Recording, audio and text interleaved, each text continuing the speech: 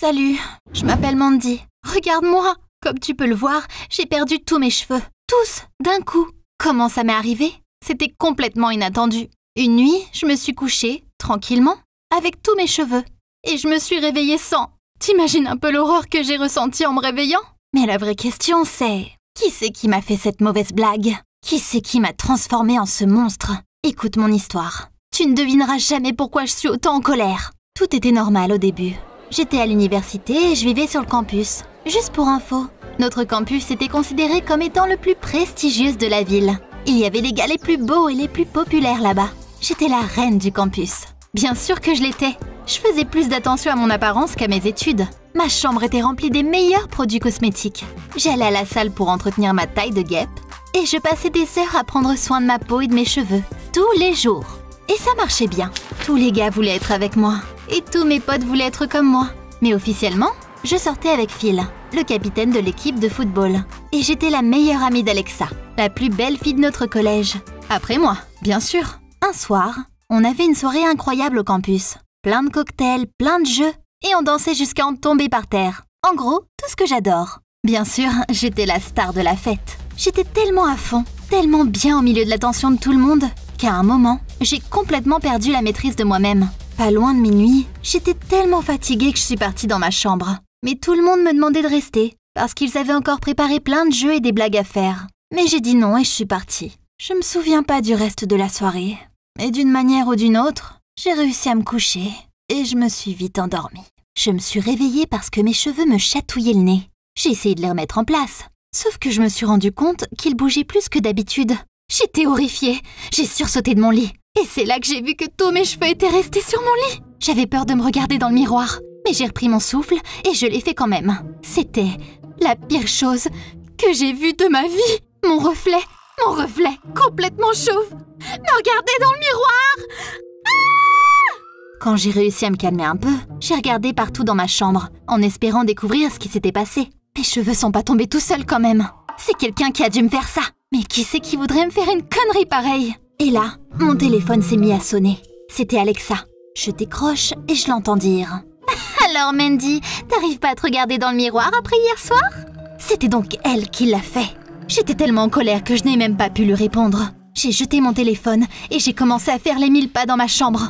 Normal, Alexa avait toujours été jalouse de moi. Et son rêve a toujours été d'être la nouvelle reine du campus. J'allais pas me laisser faire. Je me devais de me venger.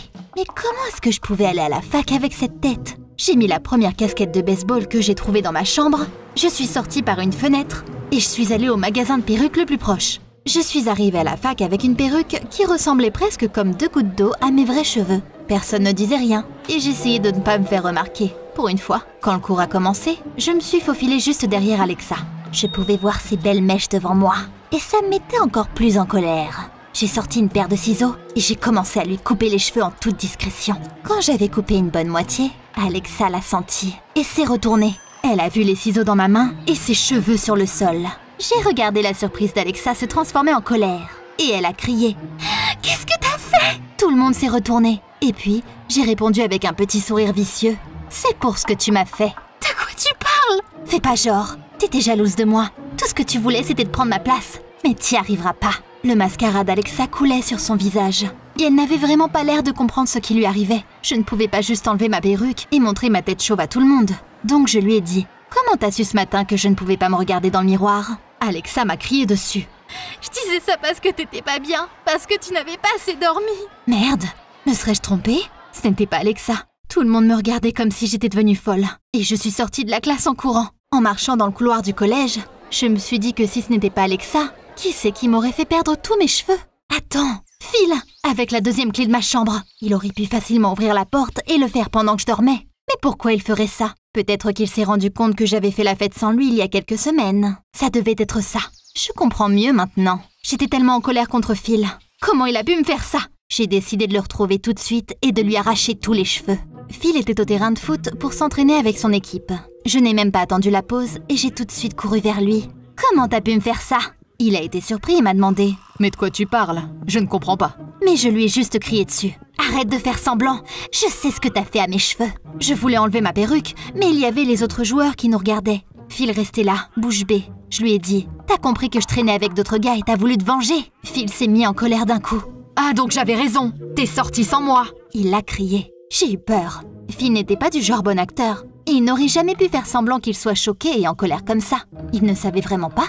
Je réponds incertaine. « Mais c'est toi qui as la clé de ma chambre !» Sauf que ça l'a mis encore plus en colère. « Tu me l'as repris toi-même il y a une semaine. T'as oublié ou quoi ?» C'est vrai, j'étais tellement conne. Je ne savais plus quoi dire. Donc je suis partie du terrain. Je pouvais entendre Phil crier. « Toi et moi, c'est fini! Fini, t'entends? Je veux plus te revoir !» J'ai traversé tout le campus, plongée dans mes pensées. Si c'était pas Phil ou Alexa, c'est qui m'avait coupé les cheveux? C'est qui a pu me faire cette blague horrible?